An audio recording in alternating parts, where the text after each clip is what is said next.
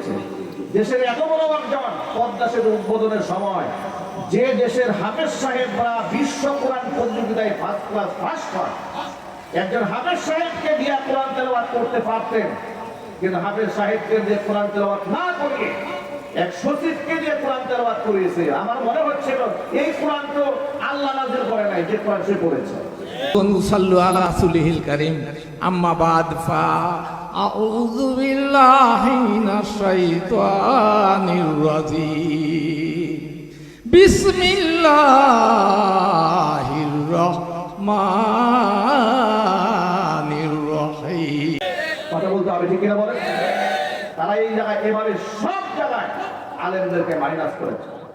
আমি যে মসজিদে বীর দরপে 8 বছর জুমার খুতবা দিয়েছি, আমাকে শেষ জুমায় ওরা এমন প্রেসার ক্রিয়েট করেছে, আমাকে বললো মসজিদে আর জুমা পড়ানো যাবে না। আমি বললাম তো বিদায় তো নিয়ে যেতে হবে অন্তত মুসল্লিদের কাছ থেকে। তারা বললো বিদায়ও নেতা নিতে দেওয়া যাবে না, আপনি বিদায় নিতে গেলে মসজিদের মধ্যে একটা বিপ্লব ঘটবে, একটা গ্যাঞ্জাম তৈরি হবে, সেই সুযোগ দেওয়া হবে না। আমাকে বিদায় নিতে দিল না। এভাবে অসংখ্য আলেমদেরকে বিনা নোটিশে তারা মসজিদ থেকে তাড়িয়ে দিয়েছে। আমি আগেও বলেছি, আজও বলছি, স্বৈরাচারীকে এমন ভাবে প্রায়শ্চিত্ত ভোগ করতে হয়েছে। সেও যাওয়ার সময় একটা বিদায়ী ভাষণ দিতে চেয়েছে ও জাতির উদ্দেশ্যে, তাকে সময় দেওয়া হয় নাই। সেনাবাহিনী বলেছে সময় মাত্র 45 মিনিট, গাছটি গুল করেন। কথা বলে না কেন? ওরা আলেমদেরকে জাতির কাছ থেকে শেষ বিদায় নেওয়ার সুযোগ দেওয়া যায়নি। আল্লাহ পাক স্বৈরাচারী ফেরাউনকেও, নব্বই নমরুদকেও সুযোগ দেয় না, ঘাট ধাক্কা দিয়ে চোরের মতো বের করে দিয়েছে। কথা বলতে হবে, ঠিক কিনা?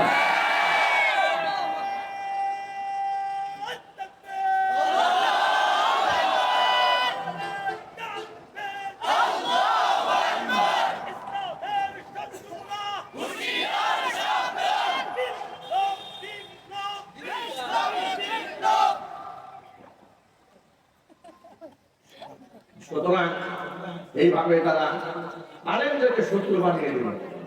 অথচ আলেমরা কি অপরাধ করেছিল আপনারা বলেন? এই মূর্তির বিরুদ্ধে কথা বলা কি অপরাধ? আমার কিন্তু সবাই জানেন না। মূর্তির বিরুদ্ধে কথা বলাটা কি আলেমের অপরাধ না আলেমের দায়িত্ব?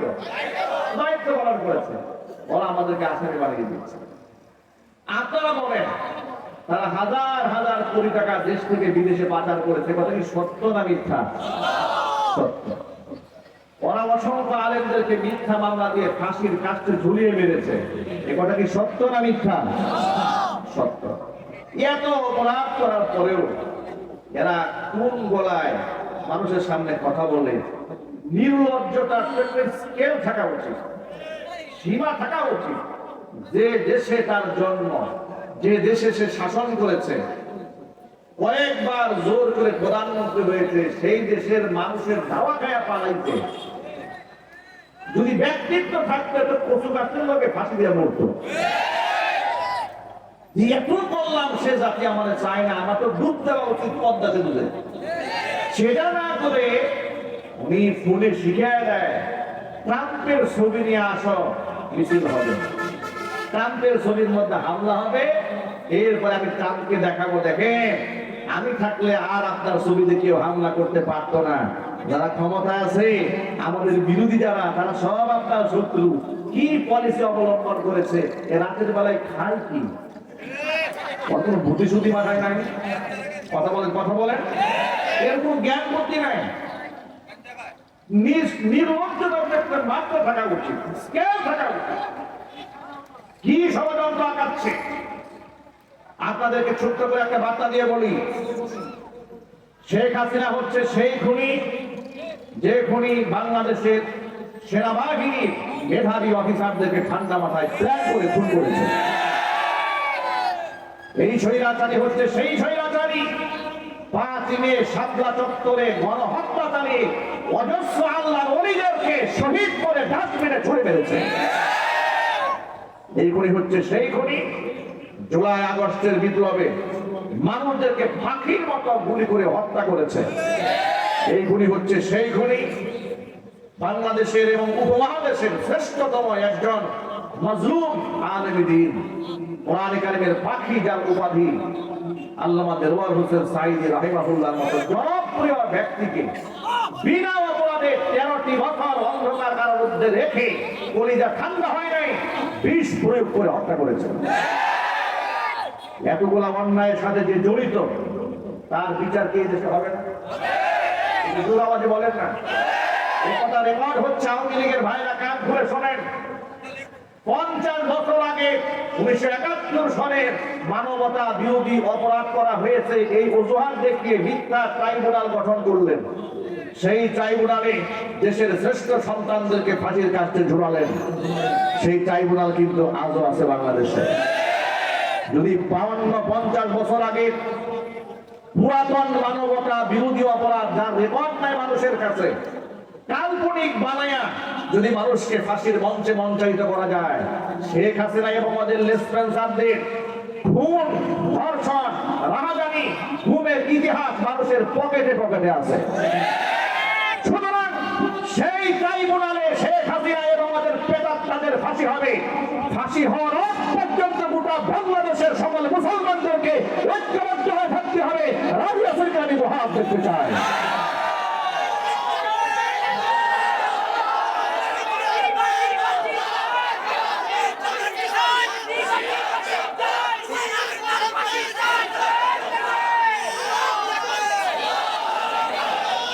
ওরা এসেছে 0 পয়েন্টে ডোনাল্ড ট্রাম্পের ছবি নিয়ে মিছিল করবে। পাগলের মাথা নষ্ট হয়ে গেছে। এই জন্য আমার মনে হয় এতদিন তো জাতির পিতা বঙ্গবন্ধুকে বানিয়েছিল, এখন নতুন জাতির পিতা বানাইছে ট্রাম্পকে। কথা বলতে হবে, ঠিক কিনা বলেন? পাগল, পুরা মাথা নষ্ট হয়ে গেছে। আচ্ছা, পাতলায় কোনো তৃপ্তি আছে নাকি? এটা চিকিৎসা দরকার, খালি নাই। ওরে পাগলরাও নেবে না, ওরা কাল পাগলরাও বুঝে ও এমন পাগল যে পাগলের মাথা নষ্ট করে থাকবে। কথা বলতে হবে, ঠিক কিনা বলে? উনি নাকি চট করে ঢুকার ষড়যন্ত্র করতেছে। আমরা বলবো, আপা আপনি কেন ষড়যন্ত্র করবেন? আপনাকে তো এই জাতি চাচ্ছে। কথা বলে না কেন? আপনাকে তো জাতি চাচ্ছে, খুঁজে বেড়াচ্ছে, আপনি চট করে কেন আসবেন? আপনাকে তো বরণ করার জন্য আমরা রেডি আছি। আপনারা রেডি আছেন না? আপনারা প্রস্তুত আছেন না? আপনি কার কোলে চলে আসতে চান বলে ফেলেন।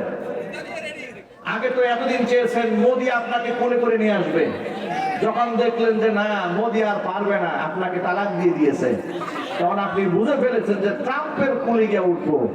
উঠেন ট্রাম্পের কোলে, ট্রাম্পের কোলে উঠেন, মোদির কোলে উঠেন, যার কোলে উঠেন না কেন, অন্তর্বর্তী বাংলাদেশে আপনাকে ফাঁসির মঞ্চে মঞ্চায়িত করার আগে দেশের মুসলমানের কলিজা ঠান্ডা হবে না।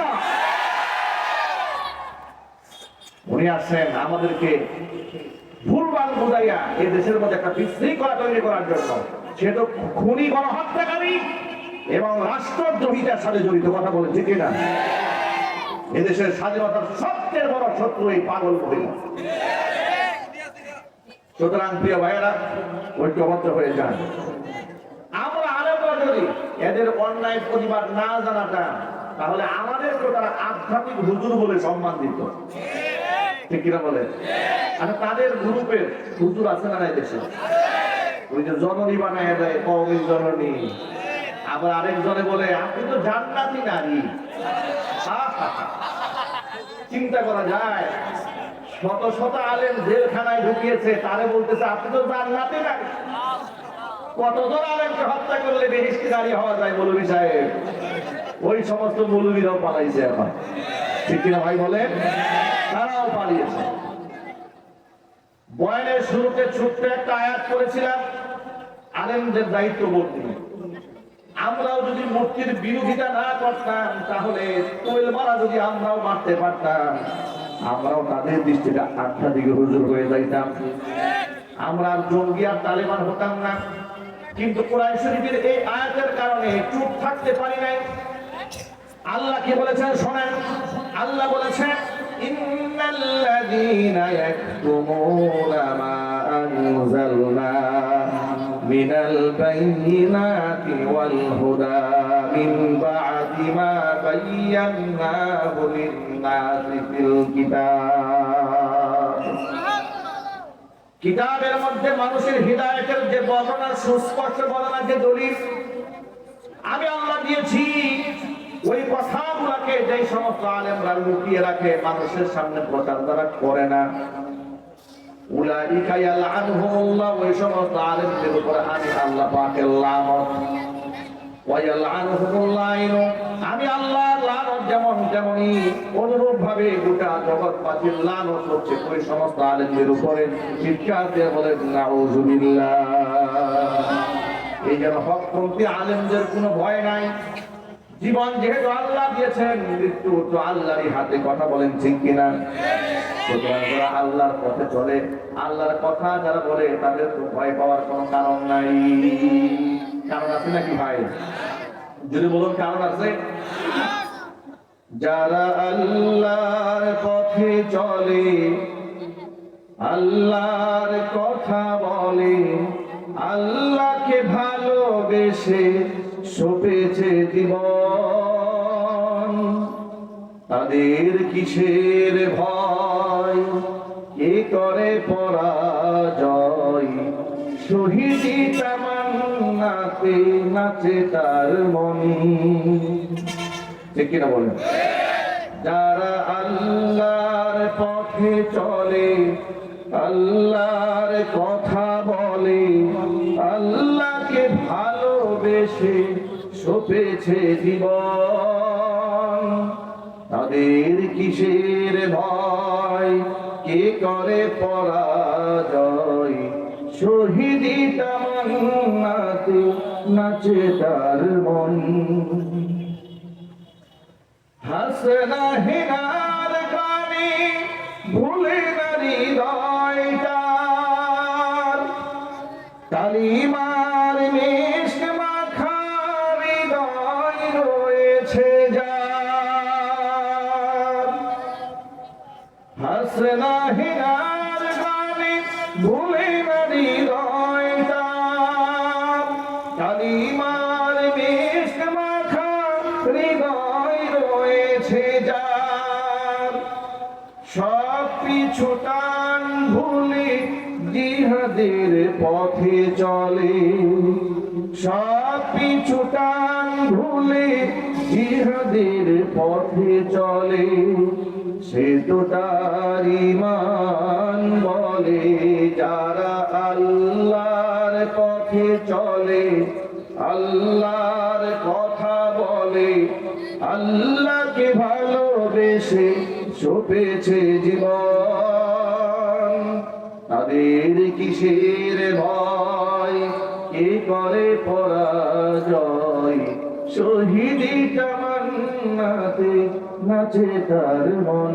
যারা আল্লাহর পথে চলে, আল্লাহর কথা বলে, আল্লাহকে ভালোবেসে সপেছে জীবন, তাদের কিসের ভয়, কে করে পরাজয়, শহীদি তামান্নাতে নাচে তার মন।